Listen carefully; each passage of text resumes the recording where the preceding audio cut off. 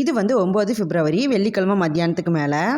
இன்றைக்கி வேறு தை அமாவாசையா, அதனால் ஒரே பொரியல் தான். ஆனால் அதுக்குள்ளே 3 காயை போட்டு பொரியல் வந்து ரெடி பண்ணிவிட்டு எக்ஸ்ட்ரா வந்து அப்பளம் மட்டும் பொரிச்சுக்கிட்டு ஈவினிங்க்கு மேலே வந்து சாய்பாபா கோயிலில் இன்றைக்கி விளக்கு பூஜைன்னு சொல்லிட்டு எனக்கு போன வாரமே தெரியும். அதனால் அங்கே வந்து கிளம்பிட்டோம்.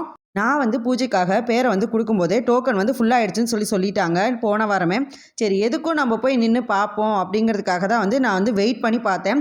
கரெக்டாக வந்து நிறைய பேர் வராதனால எனக்கு ஒரு டோக்கன் வந்து கிடச்சிது. என்னோடய டோக்கன் வந்து கன்ஃபார்ம் ஆனக்கப்புறம் தான் நான் வீட்டுக்கு வந்து விளக்கே எடுத்துகிட்டு போனேன். பூஜை பொருள் எல்லாமே அவங்களே வந்து கொடுத்துருவாங்க. நம்மக்கிட்ட இருந்து குத்து விளக்கு, சாமி கும்பிட்றதுக்கு வந்து பெல்லு, தட்டு இது 3 மட்டும் எடுத்துகிட்டு போனால் போதும்.